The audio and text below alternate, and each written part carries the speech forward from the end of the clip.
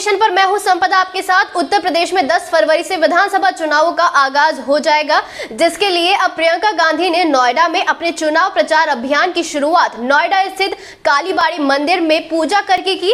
इस door to door अभियान की शुरुआत नोएडा के सेक्टर 26 से हुई है। इस वक्त हमारे संवाददाता हर्ष सेक्टर 26 में मौजूद है।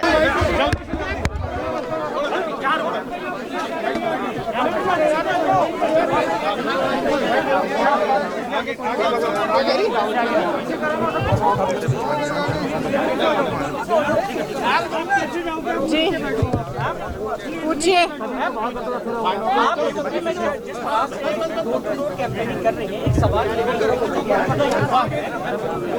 घर को लेकर बड़ा अग्रेशन हम देख रहे हैं। जी मान जाओ ना, आप सत्ता में आते हैं या किसी के साथ भी आते हैं तो उसके लिए कांग्रेस पार्टी इस तरह लड़की बात कर रही है। युवाओं के लिए कैसे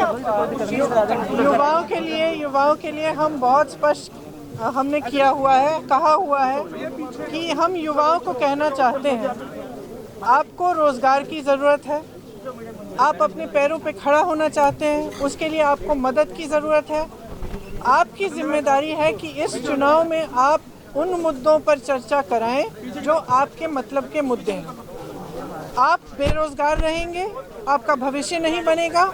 तमाम पॉलिटिकल जो पार्टीज़ हैं, जो राजनीतिक दल हैं, सिर्फ इधर उधर की बातें करेंगी, आपकी भविष्य की बात नहीं कर रहे हैं, आपके विकास की बात नहीं कर रहे हैं। हम कह रहे हैं कि विकास की बात होनी चाहिए। हमने नौजवानों के लिए एक अलग घोषणा पत्र निकाला है, उसका नाम है भर्ती विधान, क्योंकि हमने सोचा कि हर राजनीतिक दल कहता है कि 20 लाख नौकरियां दे रहे हैं, हम 25 लाख रोजगार दे रहे हैं, लेकिन ये कभी नहीं कहते कि ये रोजगार आएंगे कहाँ से, किस तरह से दिए जाएंगे। तो हमने ये तय किया कि नौजवानों को हम बताना चाहते हैं कि आपको रोज़गार हम कहाँ से देंगे, कैसे आएंगे ये रोज़गार। 12 लाख रोज़गार जो सरकार में खाली पड़े हुए हैं, उसको हम किस तरह से भरेंगे। आप अगर अपना छोटा बिजनेस शुरू करना चाहते हैं तो किस तरह से सरकार आपकी मदद करेगी। आपने देखा होगा एनटीपीसी के जो छात्र हैं कितने त्रस्त हैं, परेशान हैं, प्रदर्शन कर रहे हैं, उन पे लाठियां बरसाई जा रही हैं, लेकिन कोई उनकी बात नहीं सुन रहा है। 2 सालों से मैं यूपी में काम कर रही हूँ, मैंने बार बार देखा है कि जब ये टेस्ट आते हैं, जब ये भर्ती के जो एग्ज़ाम होते हैं, या तो रद्द हो जाते हैं, या तो पेपर लीक हो जाता है, या फिर एग्ज़ाम के बाद कट ऑफ चेंज हो जाता है। और तमाम ऐसे स्टूडेंट्स हैं, ऐसे नौजवान हैं जिनके करियर बर्बाद हो चुके हैं, जो 5-5, 6-6 सालों से इंतज़ार कर रहे हैं इस आशा में कि मैंने एग्ज़ाम दिया, मुझे नौकरी मिलेगी। और बार बार घोटाले करे जा रहे हैं, बार बार उनको त्रस्त किया जा रहा है। जब वो आवाज़ उठाते हैं उनको आप पीटते हैं। तो हमने उनके लिए ख़ास इस भर्ती विधान में हमने लिखा है कि हम इन चीज़ों को दूर कैसे करेंगे, इन समस्याओं को हल करने के लिए हम क्या करना चाहते हैं कि हम एक स्पेशल रिक्रूटमेंट कमीशन बनाना चाहते हैं जो इन समस्याओं को समझे और इनको सुलझाने का काम करे, कि हम निःशुल्क ये एग्ज़ाम्स निःशुल्क कराएंगे। आप अगर ट्रेन से जा रहे हैं या बस से जा रहे हैं इस एग्ज़ाम को देने के लिए, तो आपको वो भी यात्रा निःशुल्क होगी। और हम एक रोज़गार के लिए हम एक टाइम टेबल जैसा बनाना चाह रहे हैं, एक जॉब कैलेंडर, हर एक भर्ती के लिए अलग, जिसमें लिखा जाएगा कि आपका एग्ज़ाम इस डेट पे होगा, इसका रिज़ल्ट इस डेट पे आएगा, इसके बाद आपको नौकरी इस डेट पे मिलेगी, और 6 महीनों से ज़्यादा नहीं होना चाहिए वो गैप। आज एग्ज़ाम और रिज़ल्ट में 1.5 साल का गैप है। बताइए कैसे हो सकता है, कैसे हो सकता है। और आप सोच रहे हैं कि नौजवान त्रस्त नहीं होगा, दुखी नहीं होगा, और आप उनकी बात नहीं सुन रहे हैं, उनको मार रहे हैं, पीट रहे हैं, जेल में डाल रहे हैं, उनका करियर ख़त्म कर रहे हैं, उन पे ऐसी ऐसी धाराएं लगा रहे हैं कि वो जेल चले जाते हैं, बाद में यूनिवर्सिटी नहीं जा सकते हैं। तो हम कह रहे हैं कि हम समझ रहे हैं कि ये आपकी समस्याएं हैं, इसको सुलझाने के लिए, इनको सुलझाने के लिए हमने एक पूरा विधान बनाया है। इसको पढ़िए, ऑनलाइन भी पढ़िए, और जहाँ से भी आपको ये उपलब्ध हो सकता है आप उसको देख के पढ़िए, क्योंकि हम ठोस बात कर रहे हैं, हम इधर उधर की बातें नहीं कर रहे हैं। हम कह रहे हैं कि चुनाव असली मुद्दों पे लड़ा जाना चाहिए, विकास पे लड़ा जाना चाहिए। आपके मोहल्ले में नल क्यों नहीं है, पानी नहीं है, बिजली क्यों नहीं है, सड़क नहीं है, आपको रोज़गार क्यों नहीं मिल रहा है, आपकी शिक्षा में आपका बजट क्या है। आप 80%, 20% की बातें कर रहे हैं। आप ये क्यों नहीं कह रहे हैं कि कितने प्रतिशत बेरोजगार बैठे हुए हैं उत्तर प्रदेश में? आप ये क्यों नहीं कह रहे हैं कि शिक्षा का जो बजट में आपने जितने प्रतिशत पैसे आपने खर्चे हैं वो पहले से कम हो गए हैं? ये क्यों नहीं कह रहे हैं? आप ये क्यों नहीं कह रहे हैं कि आप कितने प्रतिशत आप खर्चेंगे सेहत के लिए, सेहत की सुविधाएं के लिए? तो हम कह रहे हैं कि इन बातों पर चुनाव लड़ा जाना चाहिए और हम कह रहे हैं ये इससे सिर्फ राजनीतिक दलों का फ़ायदा होता है, जातिवाद और सांप्रदायिकता को फैलाने से सिर्फ राजनीतिक दलों का, पब्लिक का कोई फ़ायदा नहीं है इसमें। पब्लिक का फ़ायदा इसमें है कि हर नेता को पब्लिक जवाबदेह बनाए, पब्लिक पूछे कि हमारे लिए काम क्यों नहीं किया है। अगर आप काम नहीं करेंगे तो हमारा वोट आपको नहीं मिलेगा। तो मैं आप सबसे आग्रह करना चाहती हूँ, सारे नौजवानों से, उत्तर प्रदेश के नौजवानों से, महिलाओं से, सबसे आग्रह करना चाहती हूँ कि आप इस चुनाव को अपने बारे में बनाइए। आपका विकास कैसे होगा, आपका भविष्य मजबूत कैसे होगा, आपको रोज़गार कैसे मिलेंगे, आपको अपने पैरों पर खड़ा करने के लिए सरकार किस तरह से मदद करेगी, ये पूछिए और जवाबदेही बनाइए इन लोगों को जो आपको गुमराह कर रहे हैं बार बार। पिछली बार जब भूपेश सर आए थे डोर टू डोर कैंपेन करने तो उनके खिलाफ मुकदमा हो गया। कांग्रेस जहाँ जहाँ कैंपेन कर रही है वहाँ उनके खिलाफ FIR करिए। बहुत ऐसे में अब आप भी आई हैं तो आप क्या ये मेंटली प्रिपेयर हैं इस चीज़ को लेकर? देखिए, जब से मैं उत्तर प्रदेश में काम कर रही हूँ तो मैं पूरी तरह से मेंटली प्रिपेयर हूँ। मुकदमे करिए, हिरासत में ले लीजिए, जेल में डाल दीजिए, क्या होगा? हम तो लड़ते रहेंगे, ये हमारा संघर्ष है। कितनी सीटों का टारगेट है इस बार? अपने पहले ही कैंपेनिंग में पंकज सिंह यहाँ से विधायक हैं और रक्षा मंत्री के बेटे हैं।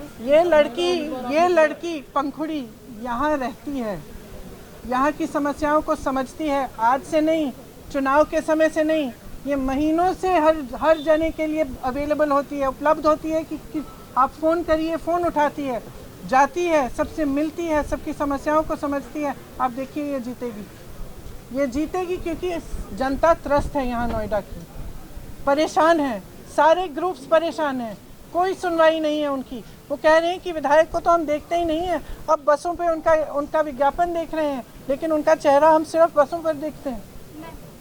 लेकिन ये लड़की तो यहाँ रहती है, संघर्ष करने वाली लड़की है, इसके छोटे छोटे बच्चे हैं, तब भी ये कोरोना के समय इसने सबसे ज़्यादा काम किया है, इसीलिए इसको टिकट मिला है। मैम, इस बार कितनी बड़ी चुनौतियाँ हैं, कितनी सीटों का टारगेट है यूपी में? 403 सीट लड़ रही है कांग्रेस, मेरे ख्याल से 3 दशकों के बाद। तो मेरे ख्याल से बहुत बड़ी बात है और हम हर सीट पे संघर्ष करेंगे और हर सीट पे लड़ेंगे। लड़की हूँ, लड़ सकती हूँ, आपने नारा दिया, उसके बावजूद भी महिलाएं सुरक्षित नहीं है यूपी में। मैम, इसके बारे में इसीलिए तो मैं कह रही हूँ कि महिला समझिए, सब महिलाओं को मैं कहती हूँ, आप भी महिलाएं हैं, आप समझिए कि आप में कितनी शक्ति है। आज आपको राजनीतिक शक्ति माना नहीं जा रहा है। क्यों?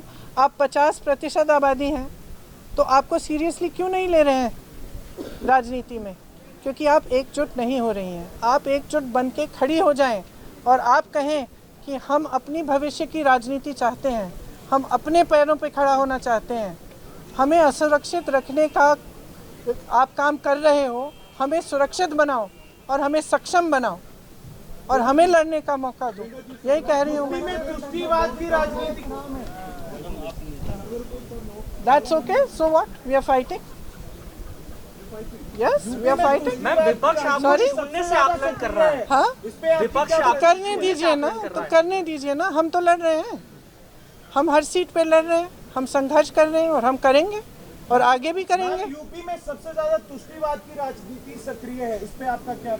अभी तो मैंने पूरा लेक्चर दिया उस पे कि राजनीति को जब तक पब्लिक जवाबदेह नहीं बनाएगी, जब तक विकास के मुद्दों को सामने एकदम राजनीतिक चर्चा का सबसे बड़ा पार्ट नहीं बनाएगी, तब तक ये राजनीति बदलेगी नहीं।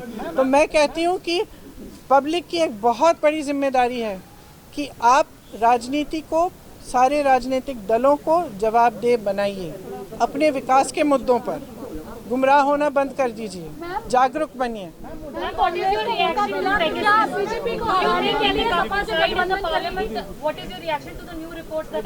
Well, from the new reports, it's pretty clear that the government lied in Parliament. Ma'am, आपने लड़की को कांग्रेस नीचे उठाना चाह रही है और नोएडा विधानसभा सीट पर 3 लाख बंगलाभाषी वोटर है। आज आप माता काली की दर्शन भी किए, दोनों सवाल इसका। तो मतलब सवाल पूछिए। आपने तो 2 स्टेटमेंट किए हैं, सवाल पूछिए। हाँ ठीक है, आपने आज मुलाकात की है कम्युनिटी से, ठीक है। उन वोटरों से आपने बात नहीं किया, क्या रुझान मिला? पेगासस का मुद्दा सदन में रुझान ये मिला कि सब त्रस्त हैं, सब परेशान हैं, सब चाहते हैं कि उनकी बात हो और उनकी सुनवाई हो।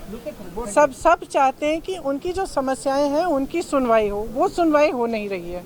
और तमाम ऐसे मुद्दे उठाए जा रहे हैं जिनसे उनका कोई एक्चुअली उनकी समस्याओं का हल नहीं होगा। तो सब चाह रहे हैं कि अपनी समस्याओं पर ये चुनाव लड़ा जाए और जो उनके लिए जो, जैसे मैंने कहा, पंखुड़ी जी यहाँ हैं, यहाँ रहती हैं, जब इनको बुलाएं तो वो आती हैं। उनको इस तरह का एक उम्मीदवार चाहिए, उनको इस तरह का प्रतिनिधित्व चाहिए। इस खबर में फिलहाल इतना ही। देश और दुनिया की तमाम बड़ी खबरें जानने के लिए हमारे YouTube चैनल को सब्सक्राइब कीजिए और बेल आइकन को दबाएं। नमस्कार।